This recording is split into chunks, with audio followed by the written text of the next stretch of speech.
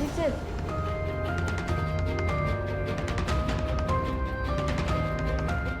मंजिरी महागौरी मातेची पूजा करणार नाही. या घरची सून म्हणून ही पूजा खरं तर तू करायला हवीस, पण तू ती मनापासून करणार नाहीस. मग अर्थातच कौल मिळणार नाही ना, अपशकुनही होणार. घरातल्या माणसांचा अपमान तर होतोच आहे तुझ्याकडून, आता तू देवाचाही अपमान करणार. हे काही फारसं बरं नाही मीरा. वाह, आता ही बातमी माया मॅडमना जाऊन सांगायलाच हवी.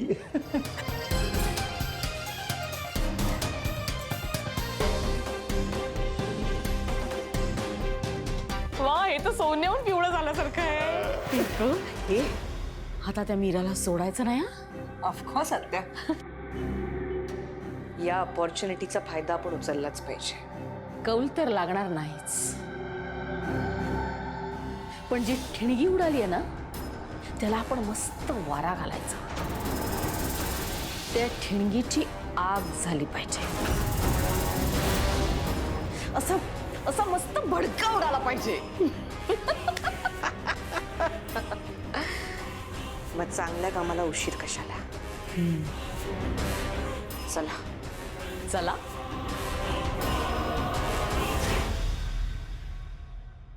मीरा,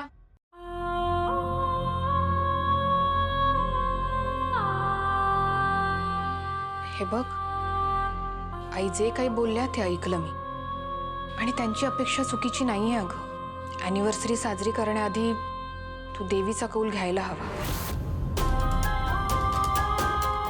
खरं तर हे मी तुला आधीच सांगायला हवं होतं.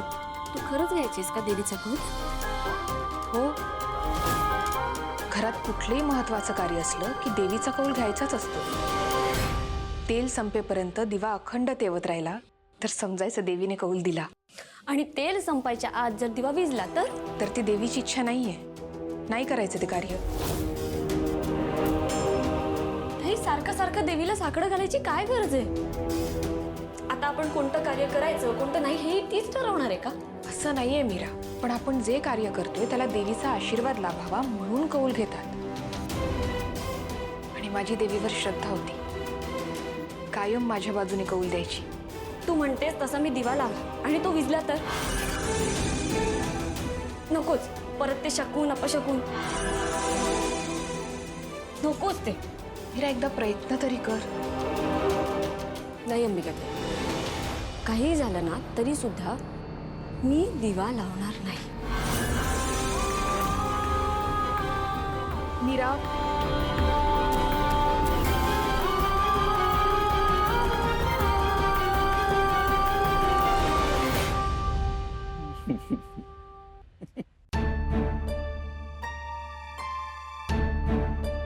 अजित क्यूसीकडे लक्ष द्यायला हवं.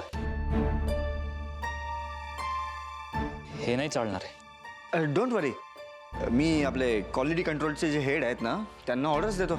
काही प्रॉब्लेम होणार नाही. नुसते ऑर्डर्स देऊन होणार नाहीये, स्वतः नीट लक्ष द्यायला हवं ना. क्वालिटी आपलं USP आहे. We need to stay focused on that. Yeah sure. Atharva, business कडे लक्ष देता देता थोडं लक्ष घराकडे असू देत रे. का? काय झालं? आता काय सांगू, तुला तर माहिती आहे ना मीरा सगळ्यांना किती त्रास देते. बरं, आपल्या सगळ्यांचं जाऊ देत, मंजिरी वहिनीला सुद्धा त्रास देते ती. हो. कसला त्रास? ऍक्च्युली अथर्व, महागौरी मातेची पूजा करायची आहे आणि मंजिरी मॅडमचं असं म्हणणं आहे की ती पूजा घरच्या सुनेने केली पाहिजे, पण मीरा ती पूजा करायला तयार नाही. आता हेच बघ ना, देवाला दिवा दाखवल्याशिवाय आपण नैवेद्य दाखवत नाही, आणि नैवेद्य दाखवल्याशिवाय वहिनी जेवत नाहीत. आपल्या सगळ्यांनाच माहिती आहे हे. दिस इज व्हेरी सॅड. म्हणजे मीराच्या एका हट्टापायी आता मंजिरी मॅडम दिवसभर उपाशी राहणार आहेत. नाही मंजिरी. हो ना. आता जोपर्यंत देवीला दिवा दाखवत नाहीत, नैवेद्य दाखवत नाहीत, तोपर्यंत वहिनीला अस्वस्थ वाटत राहणार. आपल्या सगळ्यांनाच माहिती आहे ना वहिनीची किती श्रद्धा आहे देवीवर. Not fair. Not fair. Not at all. हां, एक्झॅक्टली माया. तुला माहिती आहे ना की मंजिरी मामीचा शब्द या घरामध्ये कुणीच खाली पडू देत नाही.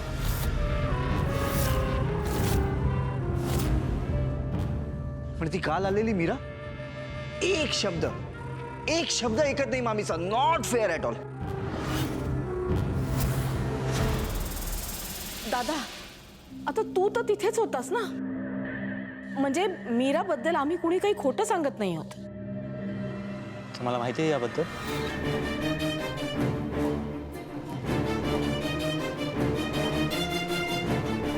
तुम्ही मला सांगितलं का नाही?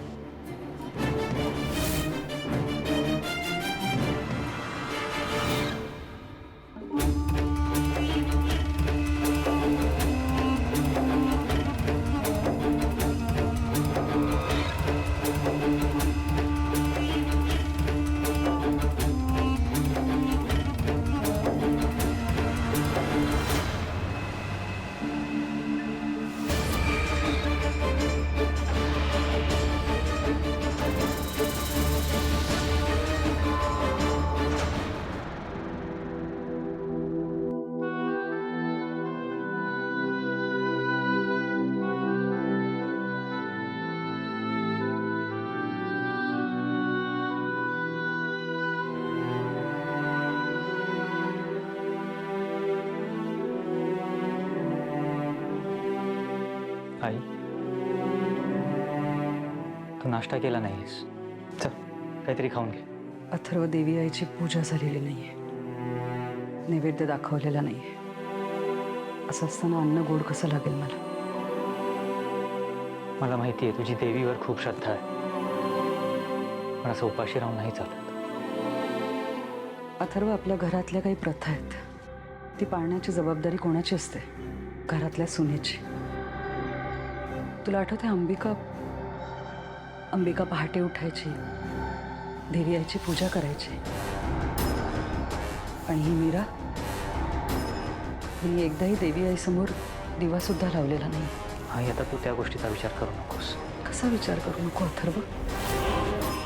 जेव्हापासून ही मुलगी घरात आली तेव्हापासून आपल्या घरातली सुखशांतीच हरवली. घरातल्या प्रत्येक माणसाला कसा त्रास देता येईल एवढंच सुरू असतं तिच्या डोक्यात. मान्य आहे मला की तिच्या काही गोष्टी चुकत आहेत, पण ती मुद्दाम करत नाही आहे. तिच्या बाबतीत फक्त गैरसमज होत आहेत.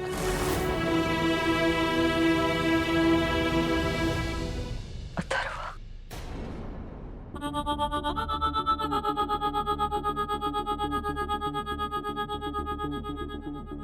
आई,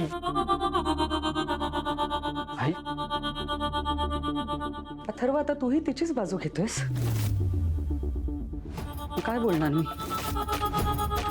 अनन्या आणि दादासाहेब आधीच माझं ऐकत नव्हते, तर तुलाही तिचं वागणं बरोबरच वाटतंय. ठीक आहे, जर का सगळ्यांना माझंच चुकीचं वाटत असेल तर तुम्हाला खाण्यासाठी फोर्स नको करूस. उपाशी राहिले तर मरणार नाहीये मी. आणि जरी तसं झालं ना तरी एक वेळ ठीकच आहे. निदान देवी आईचा हा असा अपमान होतोय ते तरी बघायला लागणार नाही मला. आई, आई, काय बोलतेस? नको बोलूस असं. अथर्व, किमान हा निर्णय तरी माझ्या मनाचा असू दे. मी परत सांगते, जोपर्यंत मीरा देवीची पूजा करत नाही, तिला कौल लावत नाही, तोपर्यंत मी अन्न ग्रहण करणार नाही.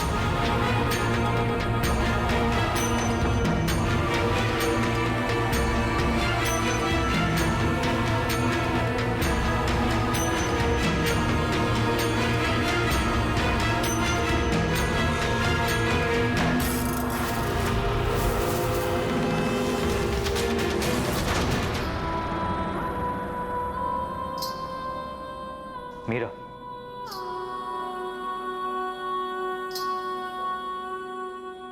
या ना.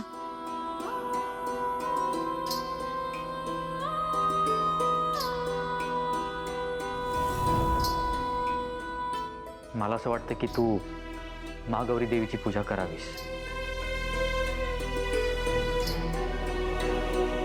आईसाहेब करतात ना रोज. हो, पण आईचं म्हणणं आहे की या घरच्या सुनेने ती पूजा करा.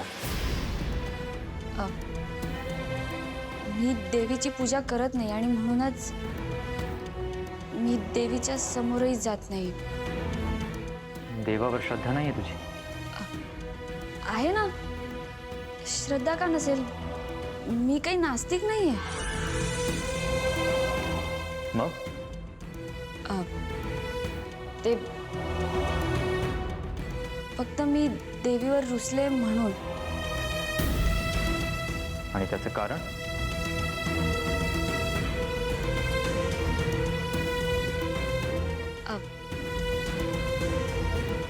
नाही, काही विशेष नाही.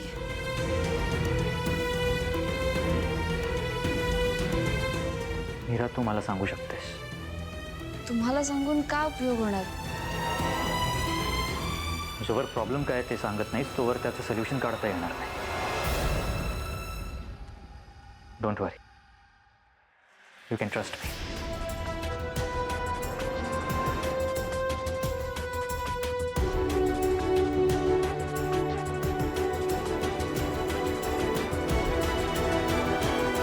काय सांगू तुम्हाला, मी अगदी लहान होते, अगदी वेदाच्या वयाचे असेल.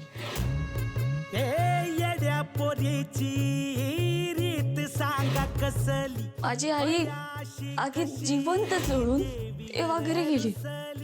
त्यानंतर माझी मोठी बहीण सुद्धा हरवली. कुठे गेली, ती आत्ता कुठे आहे, मला काहीच माहित नाहीये. त्यानंतर माझे बाबा सुद्धा माझ्यापासून दुरावले. माझी ताई, माझे बाबा रोज देवळात जायचे. या तुमच्या देवीची ना रोज पूजा करायचे, भक्ती करायचे. पण तरी सुद्धा माझी ताई माझ्यापासून दुरावली का गेली, हा प्रश्न ना मला नेहमी सतावतो.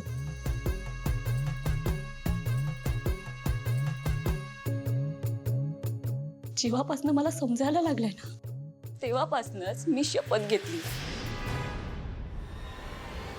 जोपर्यंत माझी बहीण मला भेटत नाही तोपर्यंत मी या तुमच्या देवीचं ना तोंडही बघणार नाही.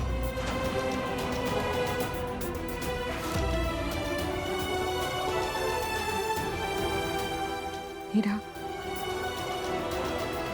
तुला कसं सांगू, मीच तुझी बहीण आहे, तुझी राधाताई.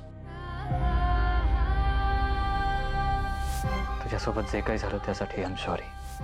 तुम्ही कशाला सॉरी म्हणते? हे तर माझं नशीब आहे. हे बघ, मी तुला फोर्स करणार नाही, पण एक प्रॉब्लेम होतोय. तू माझं आणि वेदाचं नातं आधीसारखं व्हावं यासाठी प्रयत्न करतेस. थँक्यू. पण जर तू पूजा केली नाहीस तर आईच्या आणि माझ्या नात्यात दुरावा येईल. तसं माझं वेदावर प्रेम आहे, तितकंच आईचं माझ्यावर प्रेम आहे. आई आणि वेदा दोघेही माझ्यासाठी खूप इम्पॉर्टंट आहेत. जोवर तू पूजा करत नाहीस तोवर आई काहीच खाणार नाही. आणि हे मी बघू शकत नाही. माझं आणि वेदाचं नातं ठीक होत असताना जर माझं आणि आईचं नातं खराब झालं तर तू विचार कर. तुला जे काही सांगतोय ते पटत असेल तर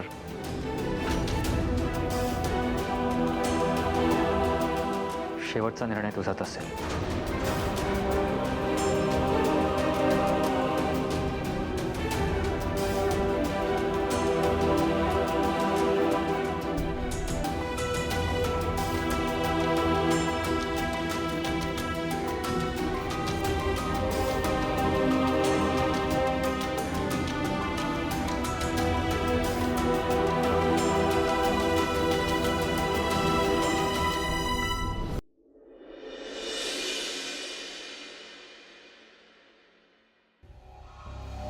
आईसाहेब,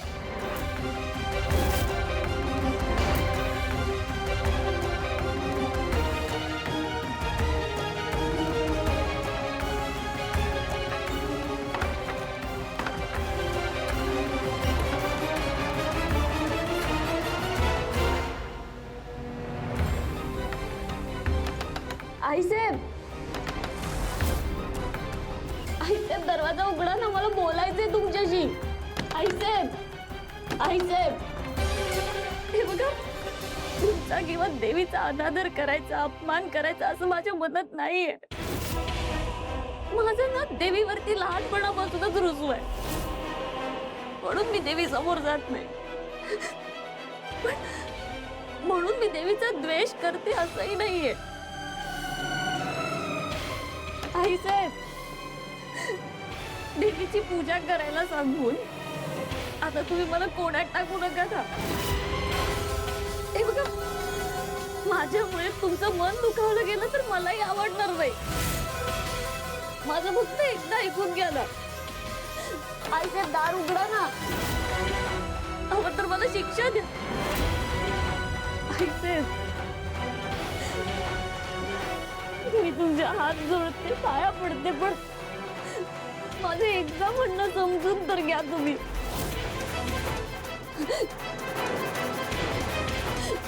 मला तुम्ही हवं तर शिक्षा द्या, फक्त देवीचा कौल घ्यायला सांगू नका ना. आईसाहेब, ऐकताय ना, बोला ना काहीतरी. एकदा दार उघडा, एकदा माझं म्हणणं समजून घ्या ना. आईसाहेब,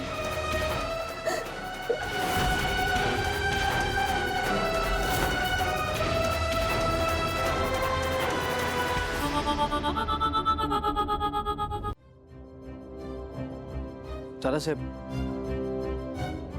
मंजिरी मामी खूपच अपसेट झाली. तिने स्वतःला लॉक करून घेतलंय रूम मध्ये. मी रिक्वेस्ट केली त्यांना, मामी डोअर ओपन करा, डोअर ओपन करा, पण नाही ऐकत आहे. मलाच बोलावं लागेल तिच्याशी. नाही नाही दादासाहेब, प्लीज तुम्ही जाऊ नका. आणि काय आहे की मामी ऑलरेडी तुमच्यावर खूप रागवली आहे. त्यात अजून तुम्ही गेलात तर राग वाढेल तिचा.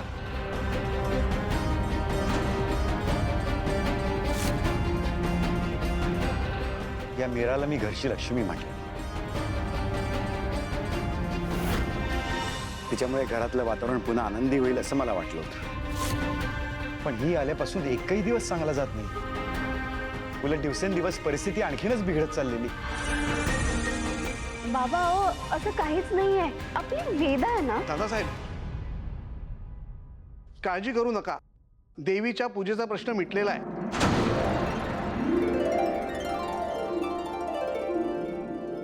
बघा, मी म्हणाले होते ना, मीरा वहिनी पूजेला तयार होणार म्हणजे होणार.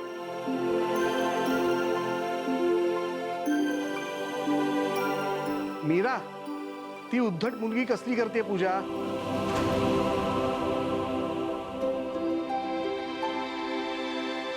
पूजा माया करणार आहे. माया कशी करू शकते पूजा? घरची सून मीरा वहिनी आहे ना. आणि हाच तर मायाचा मोठेपणा आहे. तिने स्पष्ट सांगितलं, या घरची सून पूजा करत नसेल तर देवीची पूजा तशीच ठेवून चालणार नाही. मी करेन पूजा. पण मायाने जरी दिवा लावला तरी ते कौल. अनन्या, माया ही महागौरी मातेची भक्त आहे आणि तिचा विश्वास आहे की तिनं केलेली पूजा देवी नक्की पवित्र मानून घेईल.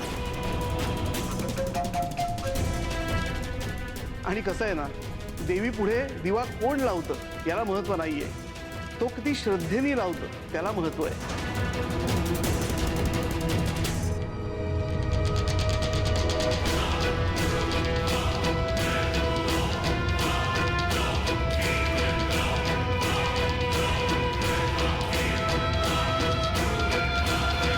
काही काहीही करून मीराला कौल लावावाच लागेल.